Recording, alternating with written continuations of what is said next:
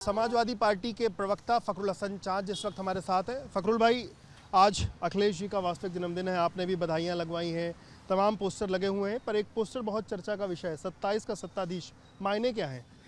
देखिए, जिस तरह से भारतीय जनता पार्टी की सरकार वो जन विरोधी काम कर रही है, पीडीए के खिलाफ काम कर रही है, आरक्षण के खिलाफ काम कर रही है, किसान और मजदूर के खिलाफ काम कर रही है, और लोकसभा चुनाव का जो परिणाम है वो सबके सामने है कि जनता परिवर्तन चाहती है। 27 में जनता वो आदरणीय अखिलेश यादव जी और समाजवादी पार्टी की तरफ बहुत आस और उम्मीद से देख रही है, इसलिए बहुत से पोस्टर भविष्य की राजनीति को लेकर लगे हुए हैं।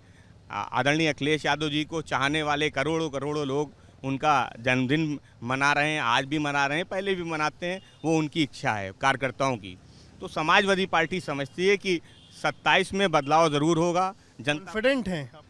देखिए, मैं फिर से कहता हूं कि 10 उपचुनाव पे होना था, सीट पे चुनाव, लेकिन 9 पे हो रहा है। क्यों नहीं हो रहा है एक सीट पे चुनाव?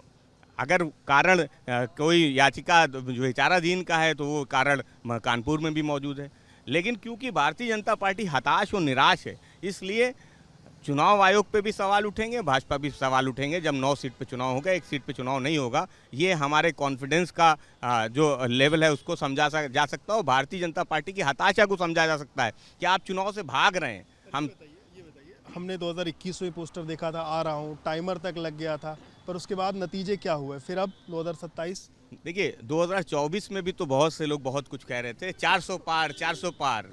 400 पार हुए क्या? तो 400 पार तो नहीं हुए। हाँ, उत्तर प्रदेश में समाजवादी पार्टी ने भारतीय जनता पार्टी को बहुत पीछे छोड़ा। देश की सत्ता भारतीय जनता पार्टी की बहुमत से नहीं बनी, आज वो बैसाखी की सरकार है। तो बहुत बातें तो भाजपा ने भी कही थी, क्या वो पूरी हुई? तो 400 पार का नारा देने वाले लोग, करोड़ों लोगों को मुफ्त राशन देने का नारा देने वाले लोग, किसानों की आय दुगनी करने वाले लोग, 2 करोड़ रोजगार देने वाले लोगों से जनता परेशान है। जनता परिवर्तन चाहती है। 27 में परिवर्तन होगा?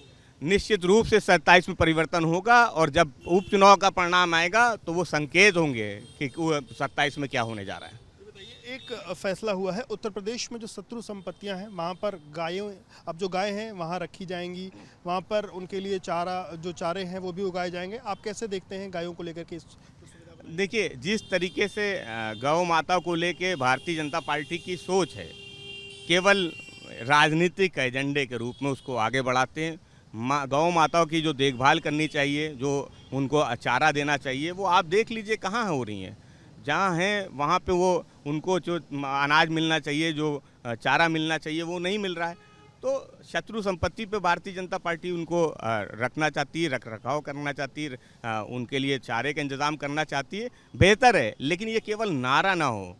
गौ माता के लिए जो चारे की व्यवस्था है, उनके रहने की व्यवस्था है, वो अच्छी होनी चाहिए। वो केवल राजनीतिक रूप से, राजनीतिक वोट के लिए, राजनीतिक लाभ के लिए इस तरीके की बात भाजपा को नहीं करनी चाहिए। एक आखिरी सवाल, जो उपचुनाव होना है 9 सीटों पर, सीटों के बंटवारे को लेकर पेच जो फंसा था, आज ये कहा जा रहा है कि अब आप लोग फूलपुर भी शायद देंगे, उसके बाद कहीं ना कहीं बात बनेगी, तो क्या फूलपुर देने की बात तय हो गई? देखिए, राष्ट्रीय नेतृत्व उस पर बात कर रहा है, और जो सीटें समाजवादी पार्टी ने घोषित कर दी हैं उन सीटों पे समाजवादी पार्टी चुनाव लड़ेगी। फूलपुर भी तो घोषित हो गई। जिन सीटों को भी समाजवादी पार्टी ने घोषित कर दिया है, प्रत्याशी हैं उस पर समाजवादी पार्टी के, वो उन सीटों पे समाजवादी पार्टी चुनाव लड़ेगी। कांग्रेस से गठबंधन है, इंडिया गठबंधन का एकमात्र लक्ष्य है भाजपा को हराना, जन विरोधी सरकार को हटाना।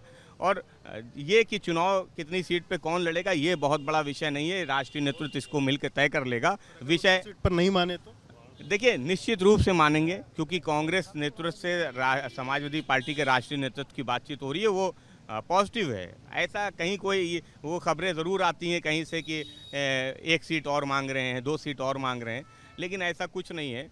कांग्रेस और समाजवादी पार्टी के बीच में सब कुछ ठीक है। समाजवादी पार्टी ने 2 सीटें छोड़ी हैं, और समाजवादी पार्टी को भरोसा है अपने गठबंधन पे, अपने गठबंधन के धर्म पे, कि हम सब मिल के चुनाव लड़ेंगे, भारतीय जनता पार्टी को हराने के लिए चुनाव लड़ेंगे। शुक्रिया बात करने के लिए। तो आप फखरुल हसन चाँद जी को सुन रहे थे, उन्होंने एबीपी न्यूज़ से बातचीत की। कैमरामैन प्रेम सिंह के साथ विवेक राय, एबीपी न्यूज़, लखनऊ।